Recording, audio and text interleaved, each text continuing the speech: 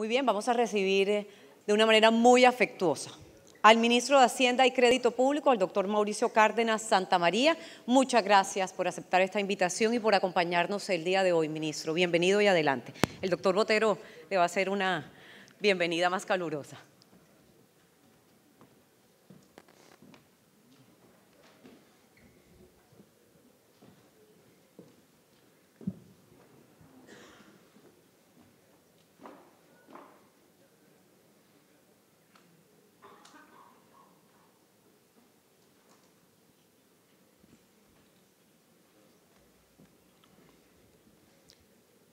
Cuando se escriba la historia de estos años y de estos tiempos muy interesantes que vivimos, seguramente los historiadores destacarán la gran hazaña consistente en soportar un gran ajuste macroeconómico, manteniendo la nave a flote, garantizando un crecimiento que es en este momento modesto, pero que, como lo indican ya los pronósticos y los indicadores que se están revelando, poco a poco irá acelerando la marcha.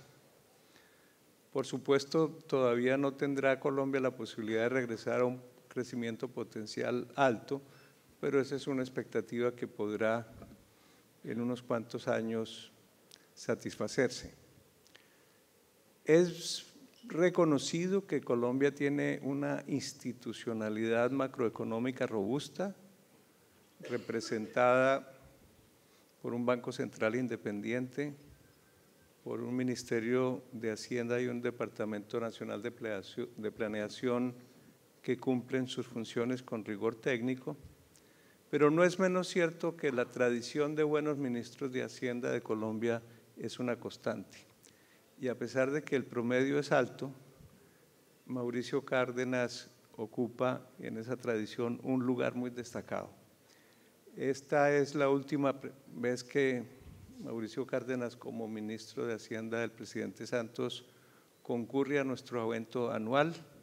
Ha hecho un esfuerzo extremo para poder llegar a acompañarnos hoy. Yo lo saludo con enorme gratitud y lo felicito por la gran tarea que ha hecho hasta ahora. Ministro, te escuchamos con gran interés. Muchas gracias. Bueno, muchas gracias, doctor Jorge Humberto. Muy cálidas esas palabras, no las esperaba. Es cierto, llevamos ya creo que 6 convenciones, de manera que va pasando el tiempo, pero sobre todo se mantienen retos, desafíos, trabajo conjunto y el balance es bueno. Eso es lo más importante, el balance es positivo para el país y en particular para la industria aseguradora. Voy a saludar especialmente a la senadora Claudia López, al representante Didier Burgos, estaba por aquí el representante Oscar Darío Pérez, ya no lo veo, a todos los miembros de la Junta Directiva de Fasecolda, a sus afiliados, en fin, a todos ustedes. Muchas gracias por estar acá. Sé que seguramente por los temas de vuelos no pudo venir tanta delegación de las compañías de seguros como se esperaba, pero aquí estamos y sobre todo para transmitir un mensaje que espero que ustedes nos puedan ayudar a multiplicar en las diferentes compañías, en los diferentes foros, etcétera. Entonces, voy a comenzar un poco en la línea de lo que planteaba Jorge Humberto. Hemos tenido que enfrentar retos importantes, unos retos grandes, como pocas veces se presentan en la historia de un país. Y lo que es más satisfactorio es que Colombia ha mostrado que tiene una institucionalidad económica muy sólida, más allá de las personas, más allá de las coyunturas, tenemos unas instituciones que nos permiten enfrentar bien choques que podríamos decir son extremos. Y esa institucionalidad ha surgido en Colombia porque nosotros hemos tenido unas defensas muy altas frente al populismo. O sea, en Colombia no ha habido populismo.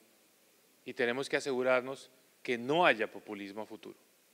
Ese es el mensaje, desde mi punto de vista, más importante para asegurar el buen manejo económico. ¿Por qué no ha habido populismo en Colombia? Quizás porque lo hemos vivido muy de cerca y estamos relativamente inmunes, lo hemos visto en nuestros vecinos y sabemos que el populismo realmente no permite que una sociedad pueda crecer y prosperar. Entonces, ese es un mensaje que, conectando con lo que estaba diciendo Álvaro Vargas Llosa, me parece que hay que insistir y enfatizar, sobre todo en esta época preelectoral. Voy a aprovechar esta presentación, ¿ya quedó montada? Para contarles un poco esa historia. La historia reciente, el capítulo más reciente de esa ausencia de populismo, el capítulo más reciente de la responsabilidad. ¿Sí me ayudas?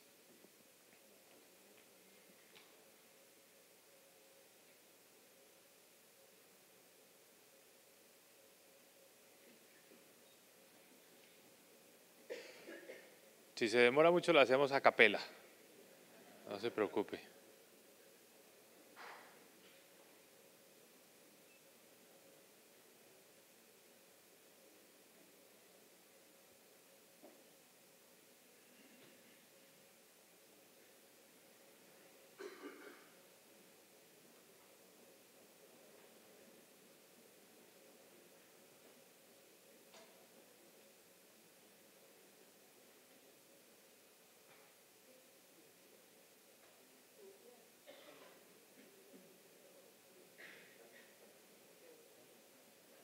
Pero no es un...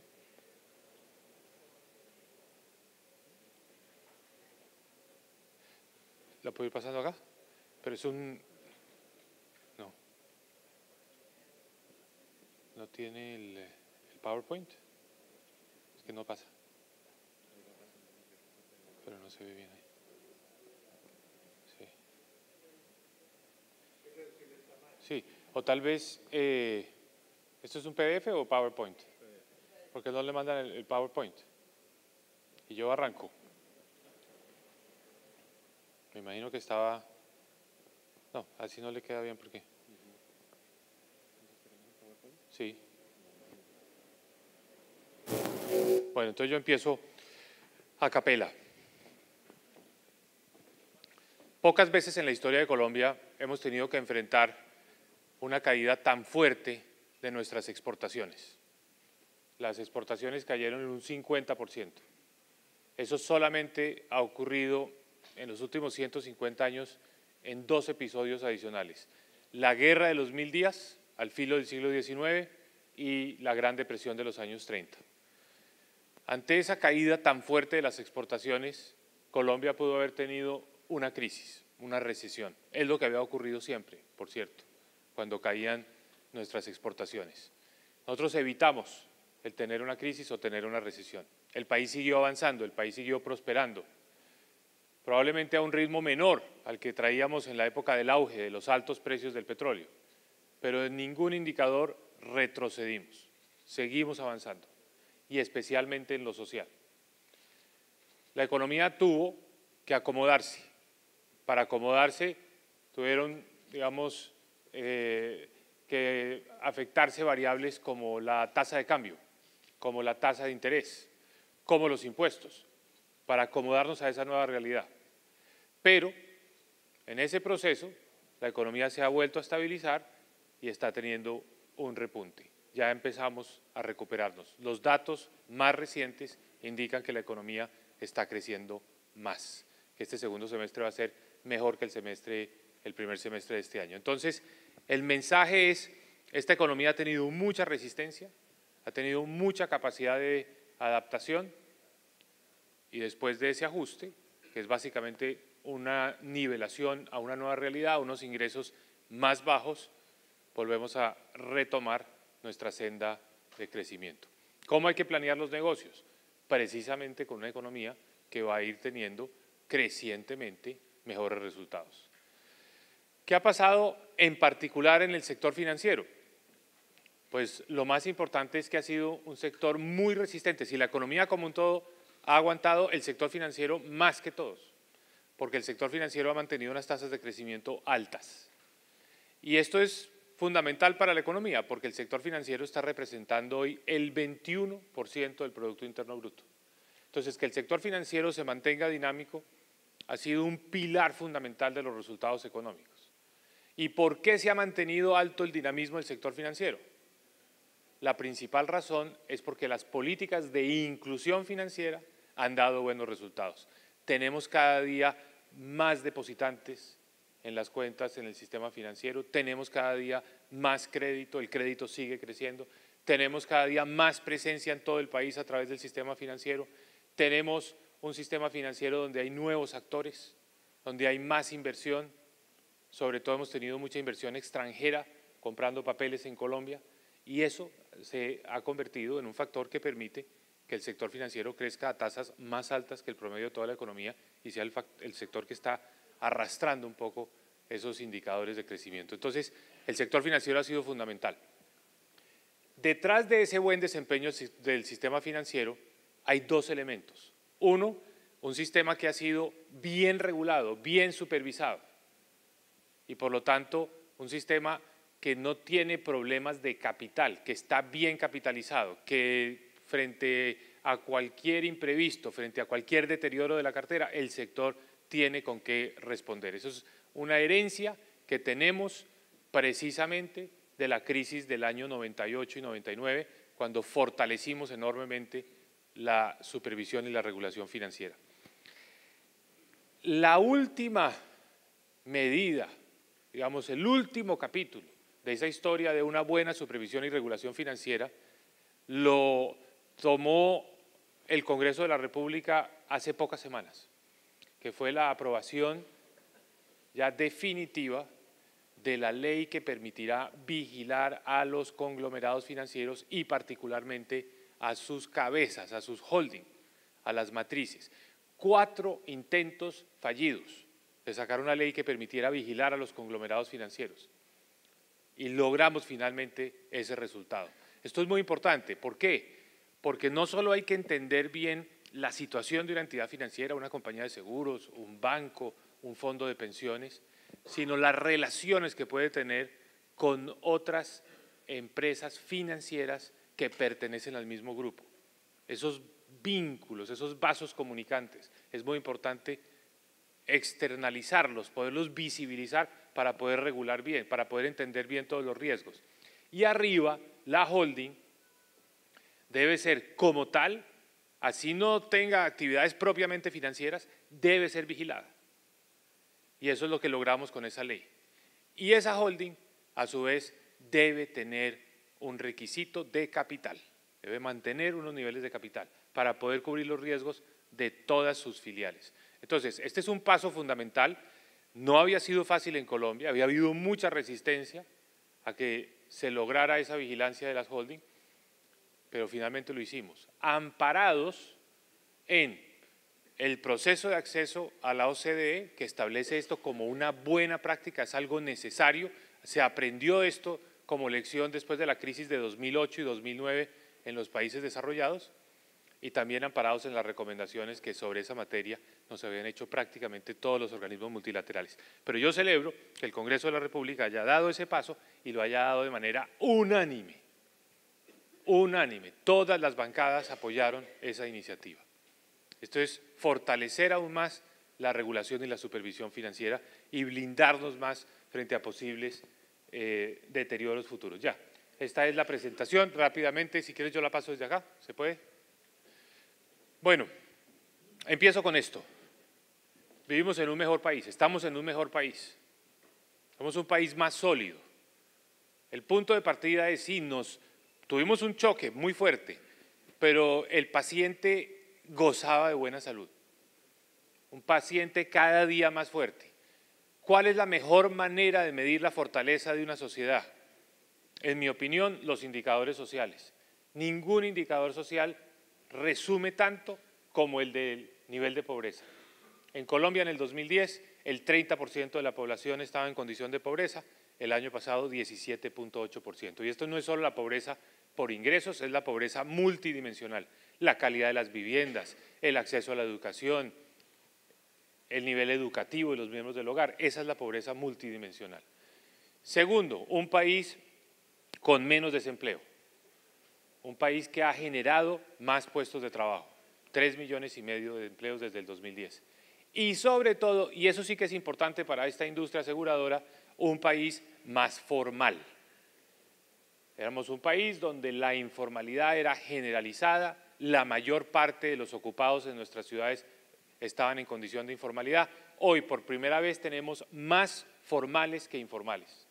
Eso es un hito que logramos hace pocos meses.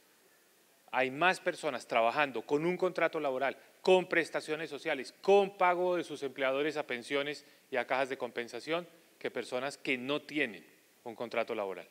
Cuando aquí lo normal era trabajar sin ningún tipo de seguridad social. Pero tuvimos este choque, un choque cuando uno lo ve crudamente, ya después, como con perspectiva, se da cuenta de la magnitud. Por supuesto, en ese momento lo más importante es mantener el ánimo, mantener la confianza, tener la fuerza suficiente para pasar ese bache, pero la realidad es que si hoy con esa perspectiva miramos hacia atrás y decimos qué fue lo que pasó, vemos la dimensión real de lo que pasó. Las exportaciones de petróleo se cayeron en un 67%, de cerca de 28.000 millones de dólares al año, como fue el año 2013, el año pico, a algo más de 9.000 millones de dólares este año. Los ingresos fiscales, que es lo más duro para un ministro de Hacienda, los ingresos fiscales que provenían del sector petrolero prácticamente desaparecieron. En el 2013 recibimos 24 billones de pesos de ingresos fiscales. Este año prácticamente cero. Esos ingresos fiscales, por cierto, llegaron a ser muy importantes, llegaron a ser 1 de cada 5 pesos de ingresos del gobierno nacional. Y no solo recibíamos divisas por cuenta de las exportaciones de petróleo, sino que también las empresas petroleras, pues invirtiendo en Colombia, traían muchos recursos que reforzaban nuestra economía. En el 2013, 5.100 millones de dólares de inversión extranjera. Este año, que es ya mejor que el año pasado, 2.200 millones de dólares. Eso da una dimensión de la magnitud del choque que tuvimos que enfrentar. La primera línea de defensa, y que fue muy criticada en su momento.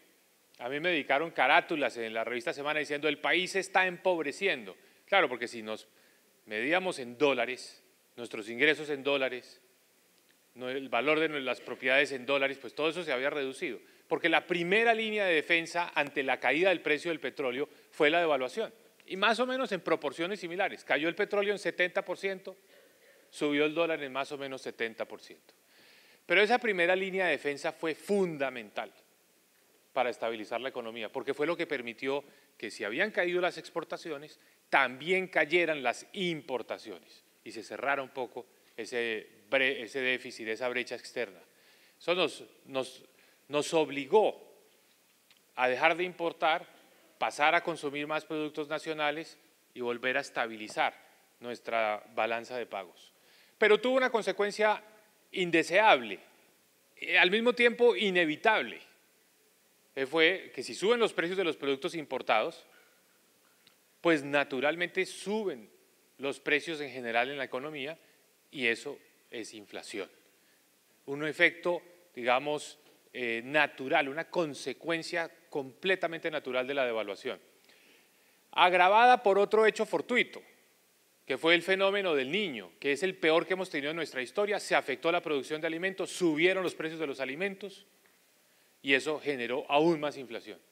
Y a esos dos hechos fortuitos, devaluación, aumento de precios de los alimentos, se le agregó uno que no es fortuito, que es producto, digamos, de decisiones humanas, que fue el paro camionero, que hizo las cosas aún más difíciles. Y por eso llegamos a mediados del año pasado a una inflación de prácticamente el 9%. Ante una inflación de esa magnitud que se sale de la zona de confort, que es el rango meta de inflación que tiene el Banco de la República, pues naturalmente el Banco de la República respondió como responden todos los bancos centrales para tratar de volver a encauzar la inflación hacia ese rango meta y fue subir las tasas de interés. La línea roja muestra la tasa de intervención del Banco de la República, que llegó a su máximo a finales del año pasado, 7.75%. Pero podríamos decir que logró su cometido, y es pues volver a haber puesto la inflación. Hoy está en 3.97, es el dato que salió ayer, esa es la inflación anual a finales de septiembre, volver a poner la inflación dentro del rango meta. Uno en economía tiene que escoger los objetivos y tiene que priorizarlos. El primero de todos es que la inflación esté controlada, porque si la inflación no está controlada, no hay confianza en la economía, se pierde capacidad adquisitiva. Entonces, lo más importante era, naturalmente, volver a poner la inflación dentro del rango meta. Y lo más importante, las expectativas de inflación. A 12 meses, es lo que pensamos los colombianos dónde va a estar la inflación en 12 meses, 3.6%. Se logró el objetivo. Pero no todo es gratis, no todo tiene solo efectos positivos. La subida de tasas de interés, naturalmente, para producir ese efecto de bajar la inflación, tiene una consecuencia desafortunada, y es que desacelera la economía, frena el consumo, le quita demanda a la economía. Entonces, lo que estamos viendo, o lo que vimos en el primer semestre de este año, que es un frenazo del consumo, es simplemente la consecuencia de haber tenido tasas de interés muy altas el año pasado. Ahora bien,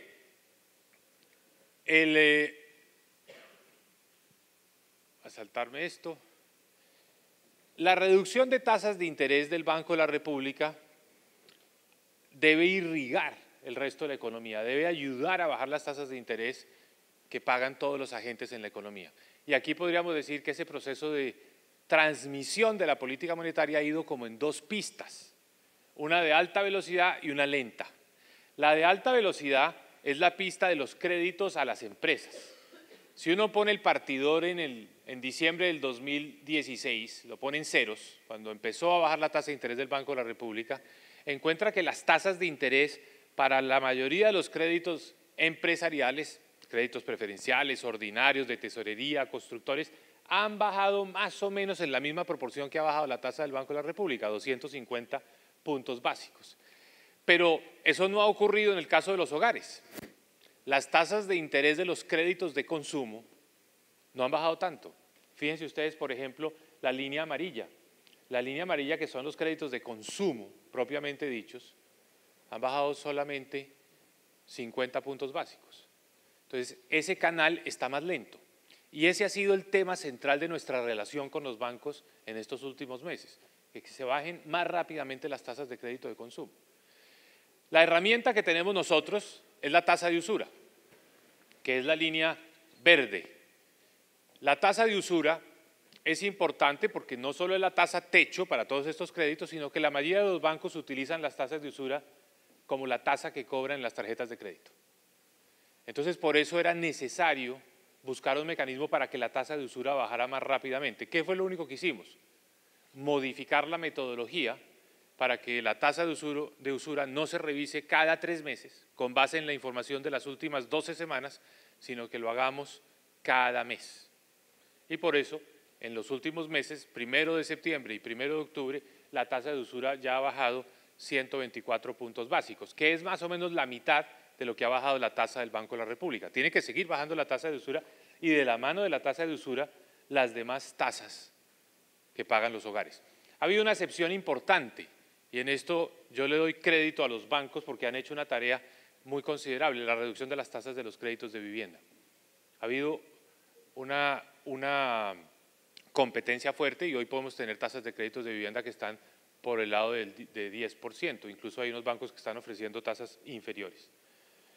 Muy bien, esto es lo que muestra la resistencia del sector financiero, producto de medidas asociadas con la inclusión financiera, que el sector está creciendo, está llegando a más regiones del país, se está diversificando en términos de productos y por eso miren ustedes lo que ha pasado con la tasa de crecimiento del sector financiero. Se ha mantenido en niveles superiores o cercanos al 4% y además muy estable. Y esto es un quinto de la economía, es una quinta parte de la economía, por eso la importancia. Se desaceleró la economía con la caída del petróleo y el sector se ha mantenido relativamente bien. Esto es lo que tenemos que cuidar ese resultado. Ahora bien, ¿por qué decimos nosotros que ya pasó lo peor del ajuste? Primero, la confianza. Estos son los indicadores de la encuesta de Fedesarrollo. Y fíjense ustedes, por ejemplo, la disposición a comprar vivienda ha ido mejorando, la disposición a comprar bienes durables, electrodomésticos, etcétera, ha ido mejorando, el índice ha ido mejorando. Es muy difícil explicar estos patrones de las encuestas de consumo, pero, digamos, hay entidades, organizaciones y analistas que se aventuran a dar estas explicaciones. Lo cierto es que vamos en un proceso de recuperación y lo más importante es que esto no se interrumpa. ¿Cuál es, en mi opinión, el riesgo?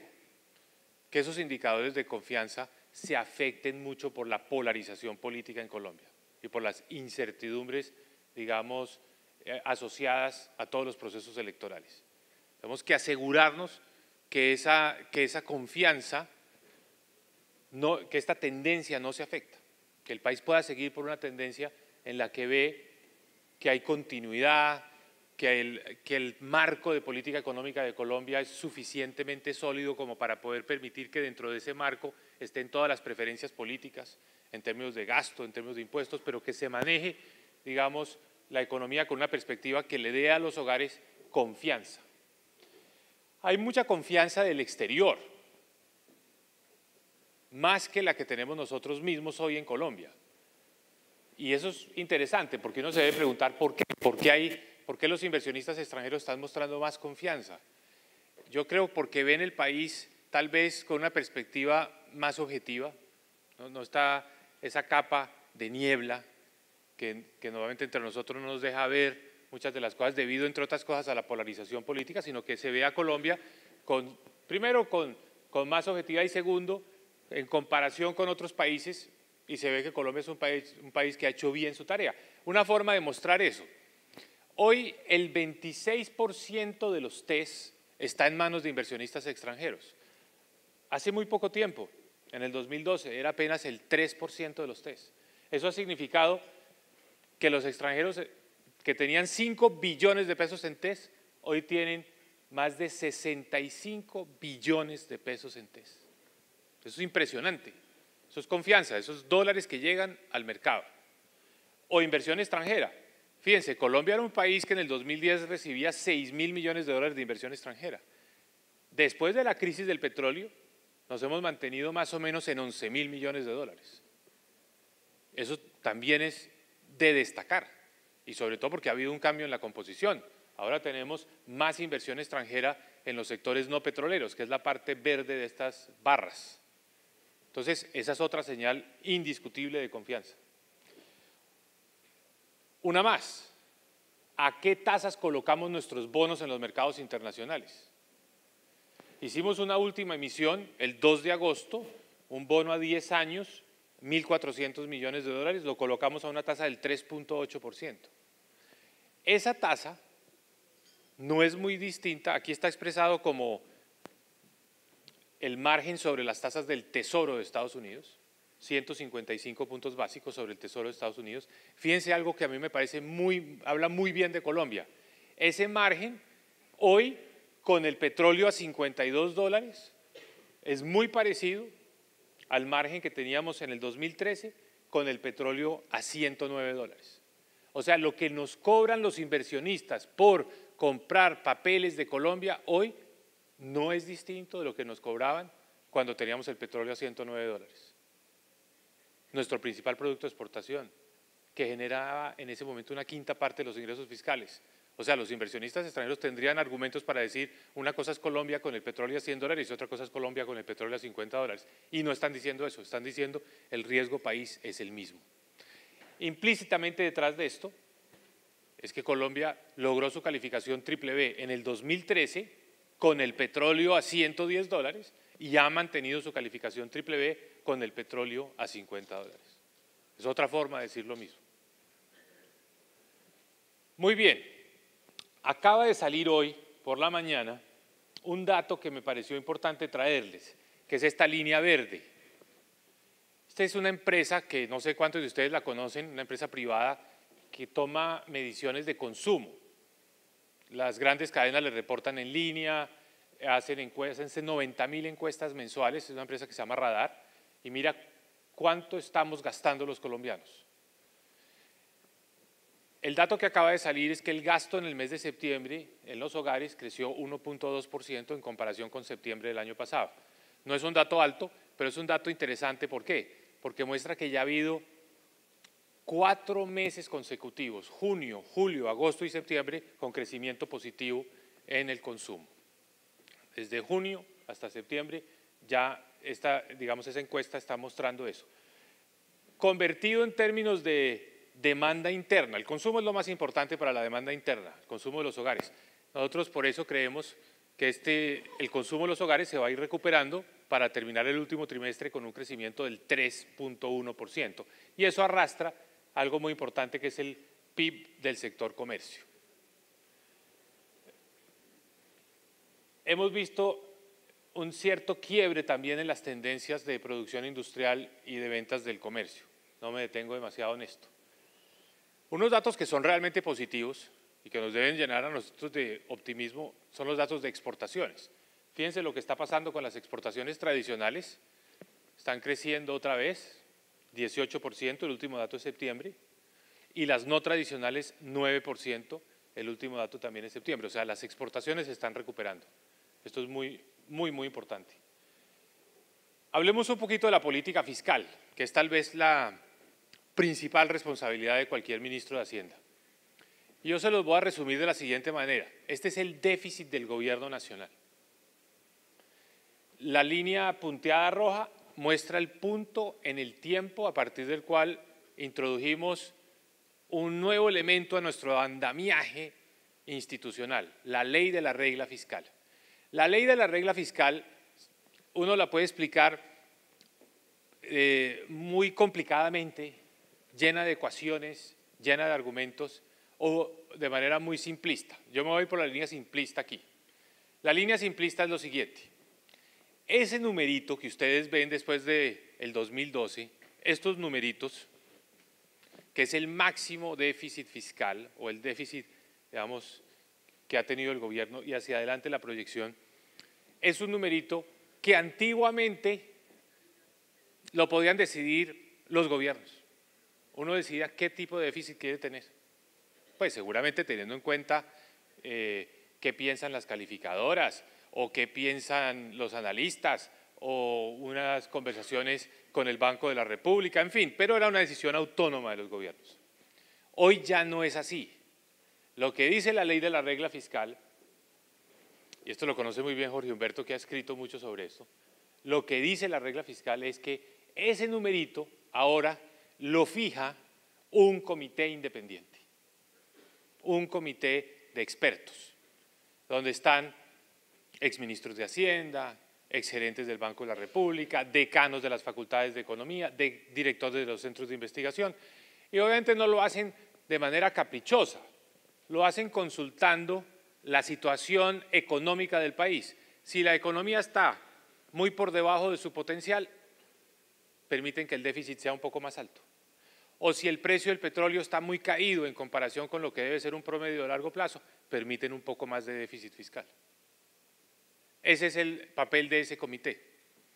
Nosotros, desde que se introdujo la ley, hemos cumplido cabalmente con las metas fijadas por la regla. ¿Eso qué significa? Que esto que ustedes ven acá son los máximos que ha permitido el Comité Consultivo de la Regla Fiscal. El año pasado el déficit fue 4% del PIB, este año será 3.6% y el presupuesto que será sometido a consideración de las plenarias del Senado y de la Cámara en la semana que termina el 20 de octubre, es un presupuesto consistente con este numerito, con el 3.1%. Mirando esto históricamente, el déficit que nosotros heredamos, 2009-2010, fue cercano al 4% del PIB. Mucha gente se pregunta, y aquí está el doctor Carlos Holmes Trujillo, la oposición muchas veces dice, se derrochó, se malgastó la bonanza petrolera. La primera respuesta a esa afirmación, que es absolutamente falsa, es esta. lo primero que se hizo fue reducir el déficit fiscal del 4 al 2% del PIB. O sea, 2 puntos menos de déficit fiscal. Primer punto. Esa reducción del déficit fiscal fue lo que nos permitió en su momento recuperar el grado de inversión y escalar un peldaño más y llegar al triple B, la calificación triple B que tenemos hoy en día. Entonces, la primera respuesta a qué se hizo con los ingresos petroleros es reducir el déficit fiscal, 2 puntos del PIB. Hay una segunda respuesta. Además de reducir el déficit fiscal, se pudo hacer un poco más de inversión. ¿Qué se hizo con esa inversión? Entonces, la respuesta es larga, detallada, pormenorizada: carreteras, ampliación del régimen subsidiado de salud, unificación de los beneficios entre el régimen subsidiado y el régimen contributivo, inversiones en primera infancia, ampliación del programa de 0 a siempre para atención integral a los niños y niñas de 0 a 5 años. La lista sería muy larga en todos los sectores del presupuesto nacional. Y la tercera respuesta a esto de la bonanza petrolera es que realmente los ingresos que nos dio el petróleo no fueron una prerrogativa de estos últimos 4 o 5 años, 2012, 2013, 2014. Fue algo que benefició a Colombia desde el 2006 hasta el 2014. Fue cuando Colombia tuvo más ingresos de los que normalmente tenía por cuenta del petróleo. O sea, la bonanza petrolera no es algo que haya recibido solamente un gobierno. Lo que sí es monopolio, por lo menos del tiempo que me ha tocado a mí como ministro de Hacienda, lo que sí es monopolio de este tiempo es que se cayeron a cero esos ingresos del petróleo. Eso sí es nuevo. Y eso es lo que nos tocó a nosotros manejar. Muy bien. También se dice que la subida del IVA ha sido un problema. Entonces yo digo lo siguiente: el IVA nos permitió resolver un problema, y es: o se recortaban los programas sociales porque habían desaparecido los ingresos petroleros, o manteníamos los programas sociales. Esa era la disyuntiva. El dilema no era si iba o no iba, el dilema era si manteníamos los avances sociales de Colombia o no. Si no hubiéramos tenido los 6 billones de pesos que nos está dando esos 3 puntos del IVA este año, inevitablemente habríamos tenido que dar marcha atrás en muchos programas sociales. Aquí menciono algunos de ellos, pero esos son los recursos que se aportaron en la adición presupuestal a esos sectores. Pero para ponerlos en términos muy sencillos, solamente una de las dimensiones. Con estos recursos pudimos adicionar el presupuesto del sector minero energético en 700.000 millones de pesos para los subsidios eléctricos y los subsidios del gas natural. Si no hubiéramos podido poner esos 700.000 millones, en el último trimestre de este año no habríamos podido mantener esos subsidios. Para que ustedes tengan un orden de magnitud, en el estrato 1, el gobierno subsidia el 60% del costo. Si un hogar de estrato 1 tuviera que pagar el costo, pagaría facturas mensuales de 47.000 pesos por consumo de energía eléctrica. Hoy paga más o menos 18.000 pesos. Eso no lo habríamos podido mantener. O en el estrato 2, el subsidio es del 50%. Es el tipo de decisiones que tomamos para poder mantener lo más importante. Vuelvo al tema de las prioridades. ¿Qué es lo más importante? Mantener los resultados sociales.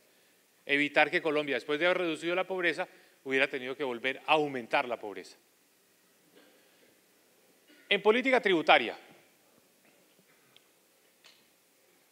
hemos presentado esta información en muchos escenarios y yo siempre le digo a los empresarios: si ustedes ven algo que no les cuadra, están los datos detrás, están las presentaciones completas, mírenlos, analícenlos, y si hay alguna duda, consideren que esto está mal, díganoslo. Hasta ahora no hemos tenido una réplica a esta información. Siempre es difícil decir cuánto pagaba una empresa en impuestos en un año y cuánto paga en otro año, porque hay empresas, pues las empresas cambian, hay diferentes tipos de empresas, etcétera. Aquí voy a tomar el caso de una empresa prototipo.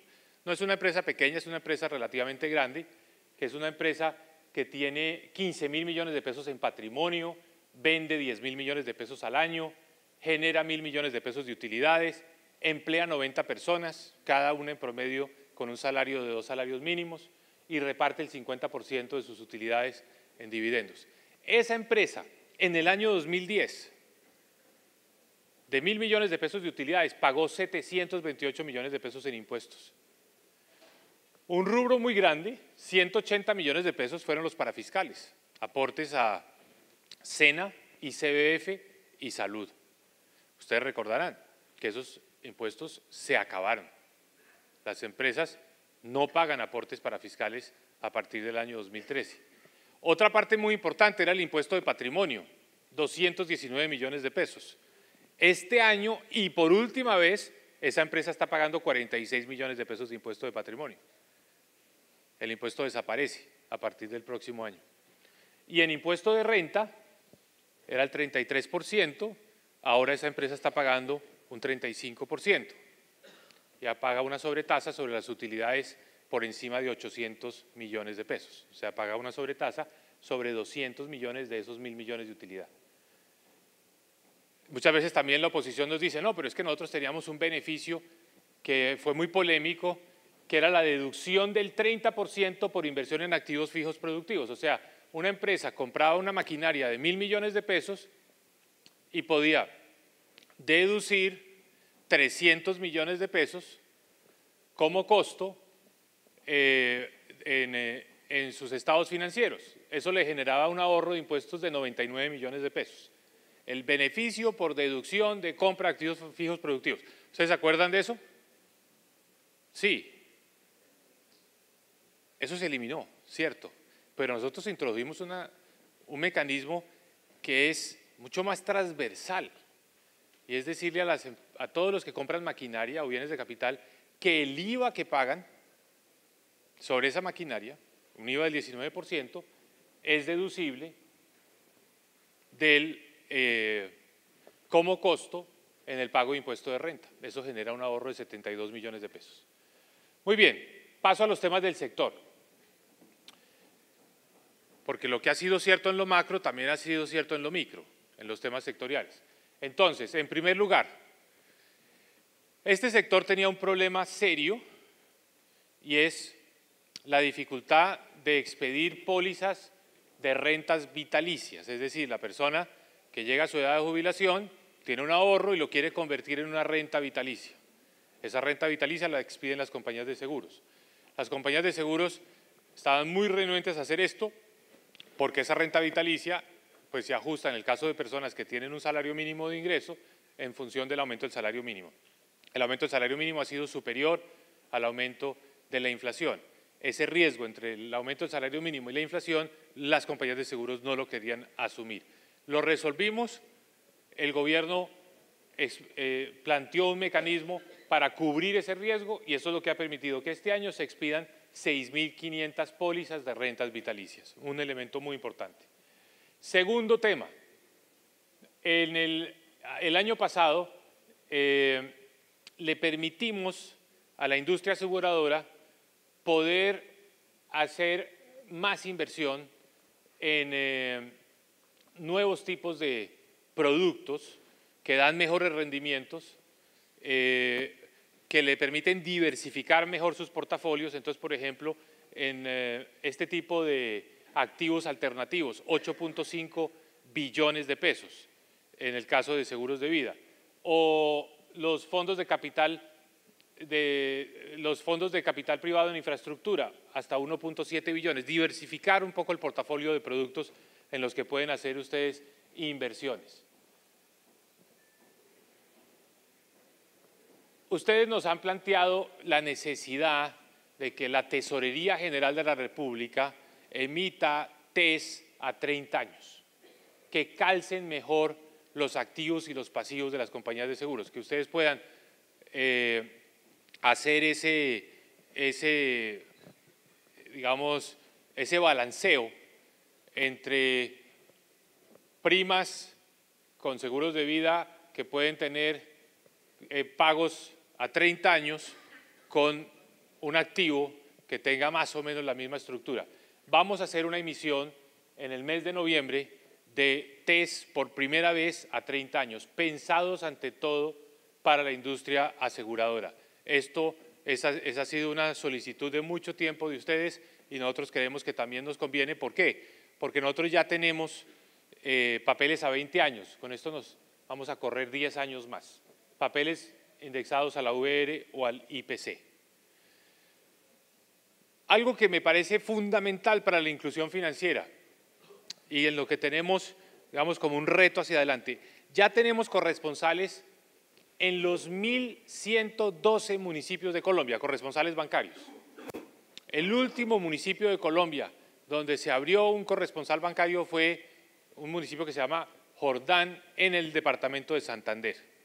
O sea, en todos los municipios de Colombia existe la posibilidad, bien sea a través de la tienda, la farmacia, la ferretería, de hacer transacciones bancarias.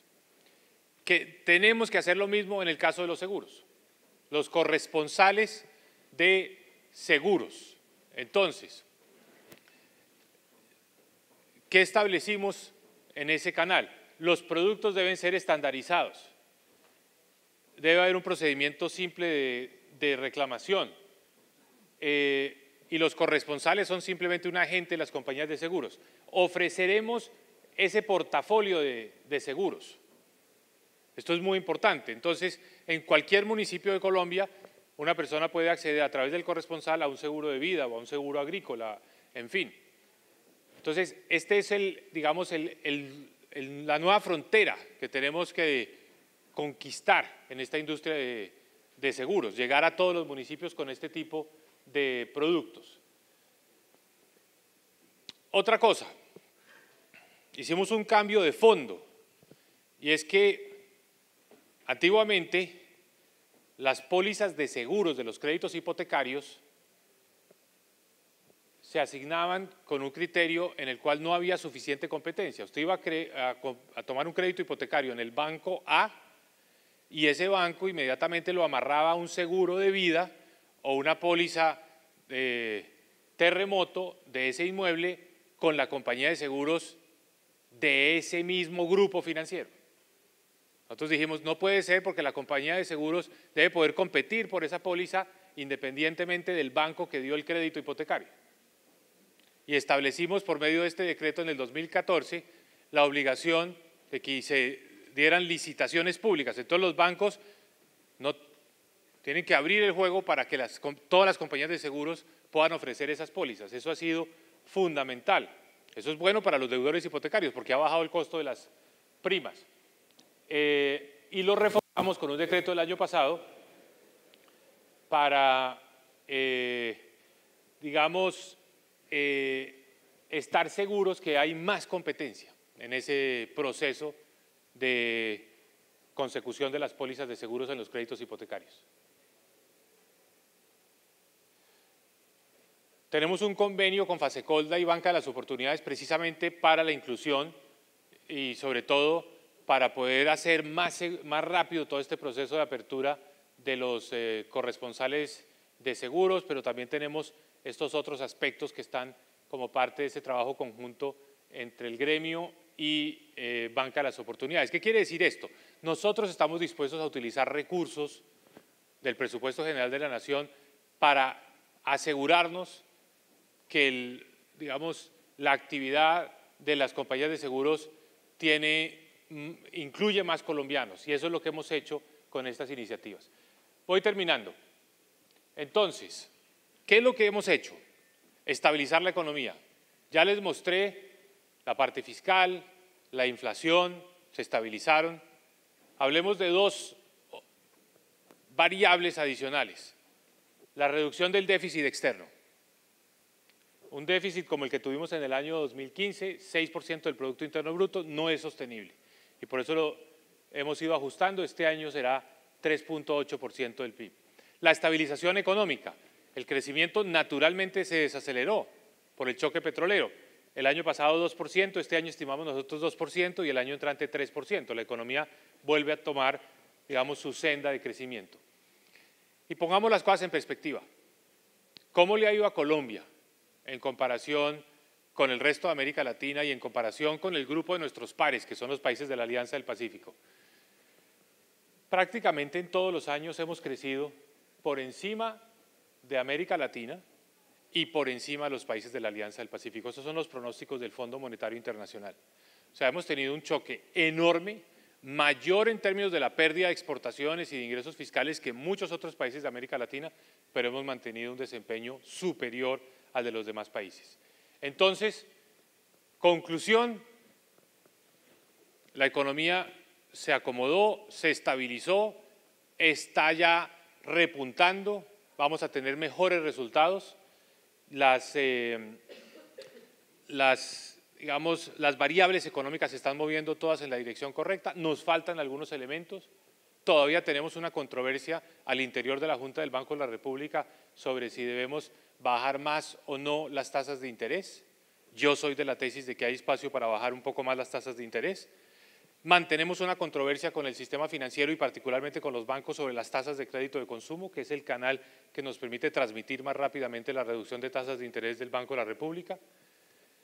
Hemos hecho unos esfuerzos enormes para reducir el déficit fiscal, tanto por la vía de los ingresos como por la vía de los gastos, para estabilizar las finanzas públicas del país.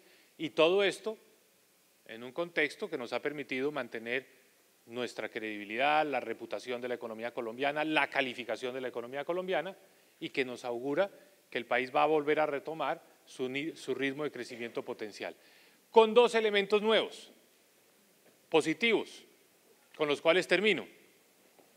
Este ya no es el mismo país de antes, no solo en lo social, no solo con menor pobreza, no solo con menos desempleo, no solo con menos informalidad, ya no es el mismo país de antes.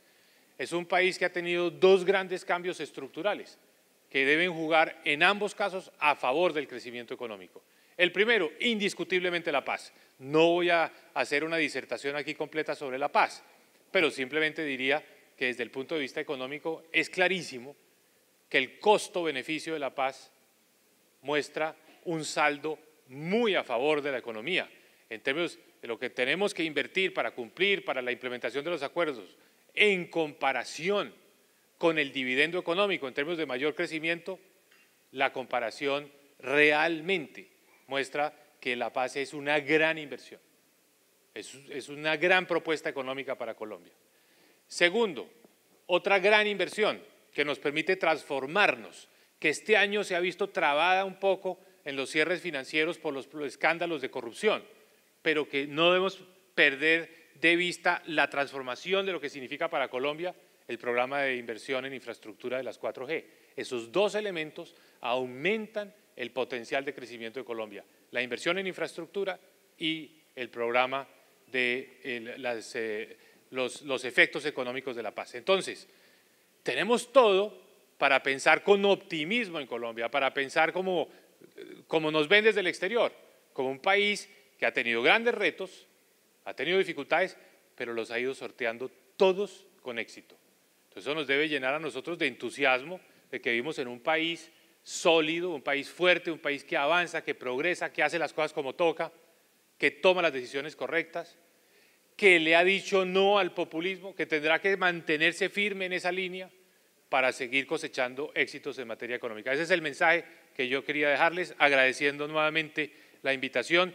Han sido 6 años extraordinarios de participación en estos foros y en particular, más allá de todo el avance que ha sido característico de nuestro país, el sector asegurador con unos resultados muy claros, muy concretos que muestran que esta es una industria que está progresando a la par, de la mano de la economía colombiana y que tiene hacia adelante enormes retos, pero que vamos por el camino correcto. Eso nos debe llenar de entusiasmo y de fuerza para seguir adelante. Muchas gracias.